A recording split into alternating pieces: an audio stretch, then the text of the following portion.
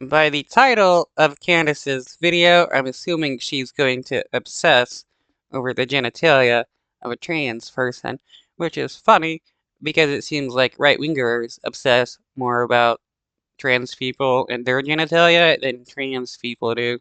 So Adidas is now being accused of trying to erase women because they have just released their Pride Edition, Pride 2003 collection of swimsuits as part of their campaign. Obviously, we are just around the corner from the month in which sex and debauchery will be thrown into our face. So this Pride swimsuit.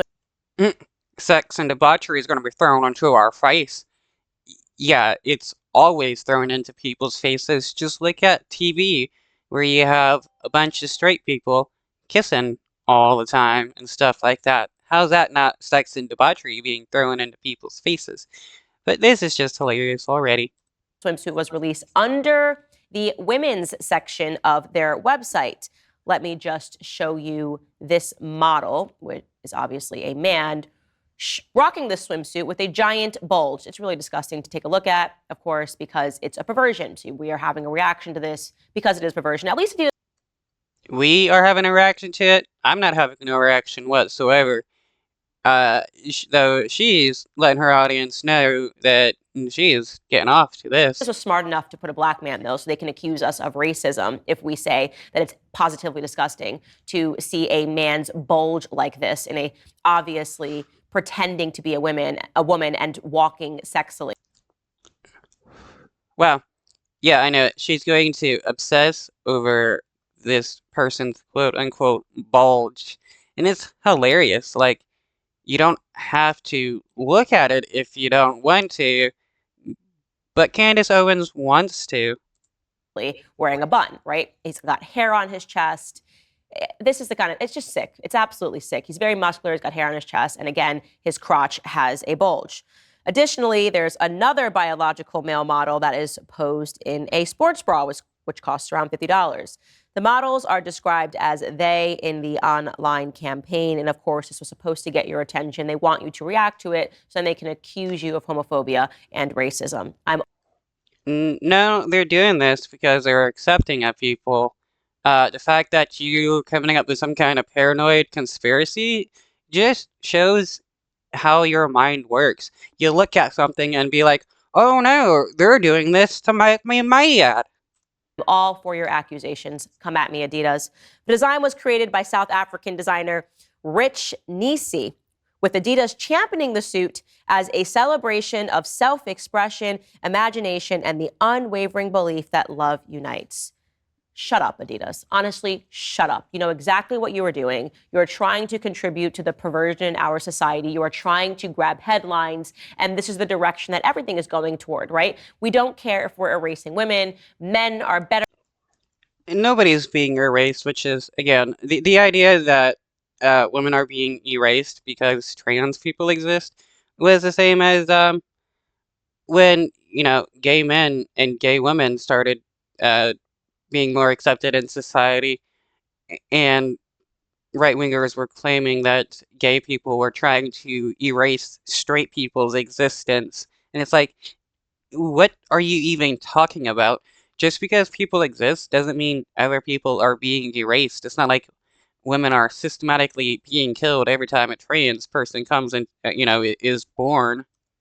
Better at being women. We are going to put men now under the sections that are entitled women.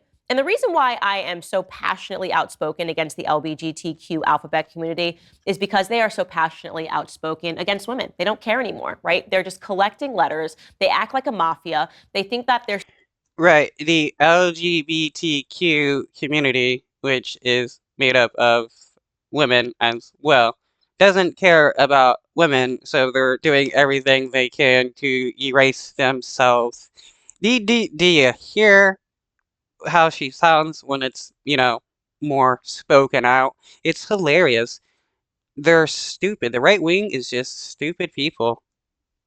smears work, that they can libel and smear people to shut up, and I'm just not actually one of these individuals that's going to shut up or pretend that I am not offended at every single thing that they are doing, or pretending that I don't actually view them to be sexual predators, because they are. If you don't believe me, just wait a couple of weeks until we're in June and they're marching down the street in their assless chaps telling you that if you're looking at them, it's because you're problematic. Okay. So Pride Month makes these people sexual predators, which usually you're considered a sexual predator when you try to prey upon people, and just having Pride Month is not being preyed upon. There are attempts at like trying to make people. Well, there are attempts at demonizing people does work, but if you just listen to them, it just doesn't make any sense whatsoever. And it's not like these people truly care about sexual predators. If they did, they would want to be stopping, the straight rapist men that are abound on the right. But, when a straight man talks about raping women and they're on the right wingers support that because, supposedly that's what women enjoy. Well, color me problematic, people, because I am going to forever comment on this debauchery and forever state that I would never allow my children to go around these perverse sorts of individuals that are intentionally taking things that are supposed to be innocent, taking things that are supposed to stay into a women's space, and trying to reintroduce them to society. They're taking things that are supposed to be innocent. What is that supposed to even mean? Like, that doesn't make any sense whatsoever. Under the guise of love and light, when it really is sick and twisted and meant to, again, be an absolute perversion. Had a real chuckle when I saw this list that was released. A friend of mine retweeted it. Lauren Chen, we've had her on the show before, and she said that she does all of these. Take a look at this LGBTQ list, which I guess is supposed to allow us to know if we are a bigot. So this list was published by Pink News, and it is entitled Examples of Microaggressions Against LGBTQ plus People. First, using terminology like "that's so gay." Yeah, I probably do that. Yeah, some people don't like that, just like how, right wingers don't like being called Nazis when they are. Second, deliberately not using someone's preferred pronouns. I definitely do that. It's funny how right wingers don't like the idea of pronouns when if you call a right wing guy a girl, they would definitely get pretty mad about that. Third, making assumptions about someone based on their sexuality, gender identity, or ethnicity. Yeah, that goes into pretty big step into, bigotry and stuff. Definitely gender identity. If you tell me that you are non-binary, I will call you an idiot. So I definitely do that. Next, suggesting that a person is not a real man or woman. Yeah, again, if you said that to a right wing man that they're not a real man, they would definitely get upset over that. Do like myself a little bit of biology. Check for Candace Owens. Right, she enjoys a little bit of biology. Yeah, that's a total lie right there. Excluding people from discussions. Nope, I am not guilty of that one. I welcome a discussion and a debate with any trans individual who would like to sit across the table and explain to me how they are definitely the opposite sex, even when I have two eyes and can see and understand that there are only two genders. Yeah, if Candace really understood biology, yeah, she wouldn't be making such a statement like that. Third, accusing people of being oversensitive, guilty as charged, and saying I'm not homophobic, transphobic, but Yeah, that's the same as saying, I'm not racist, and then they say a bunch of racist stuff. When people say, I'm not something, and then use the word but, they're going to go on a bigot rant. I'm just patently not homophobic or transphobic. Why would I be fearful of a man like we just saw, someone that is I just love when right wingers do that. Oh, phobia means you're afraid, and I'm not afraid. And that just, again, shows you that they don't understand the uses of these words whatsoever.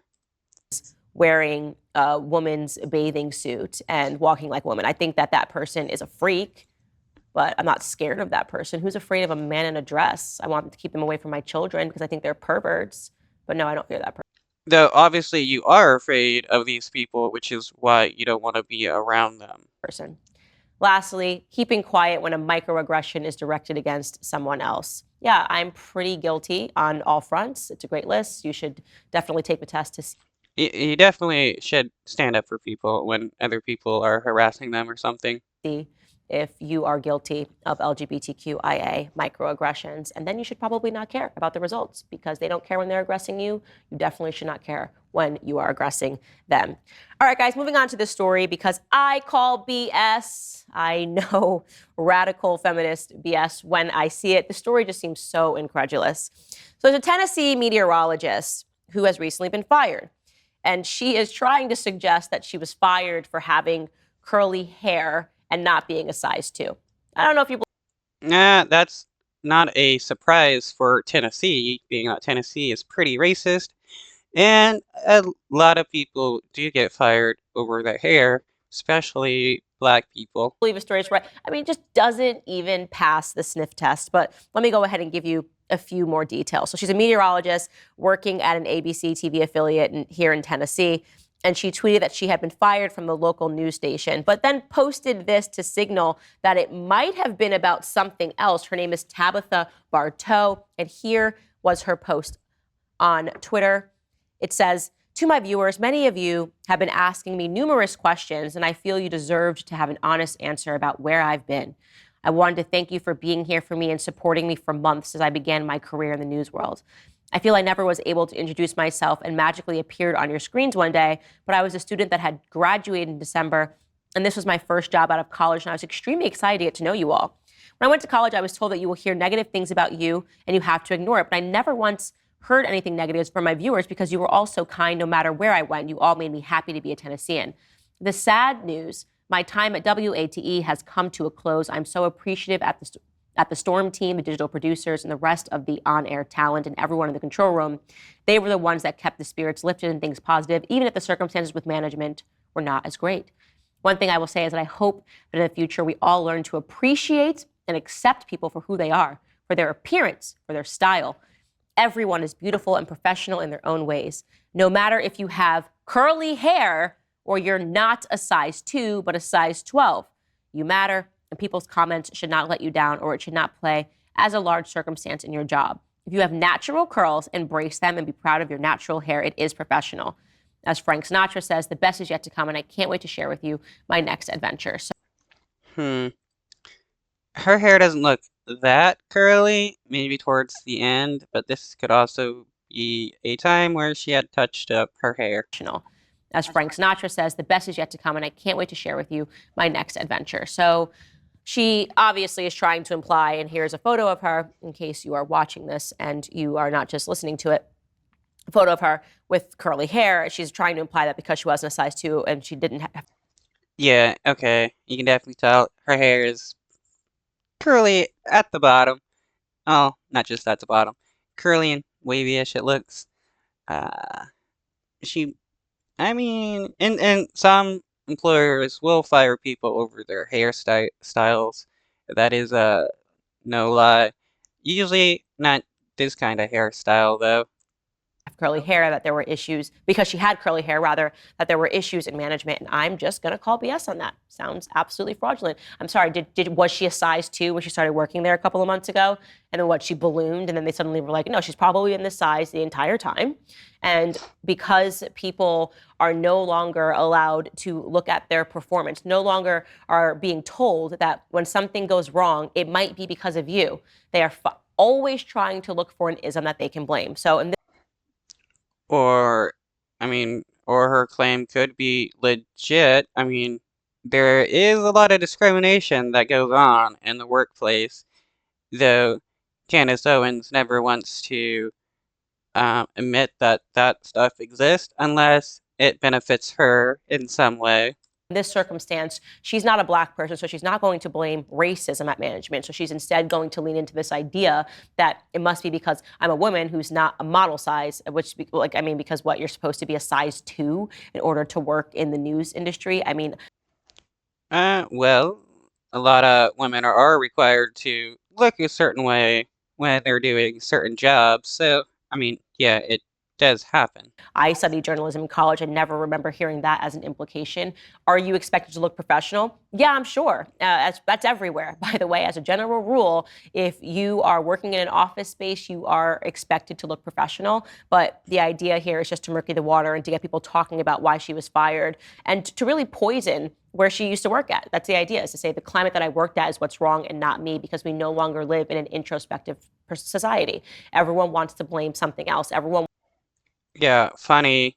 Everybody wants to blame somebody else, coming from Candace Owens, who blames everybody else, like trans people and gay people, and uh, like when she was in college herself, she blamed everybody else for discrimination against her, and she ended up winning her discrimination case.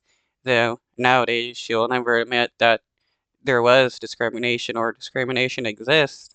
wants to blame the external for something and not believe that there's anything that they can do internally to correct themselves. So more will probably come out regarding.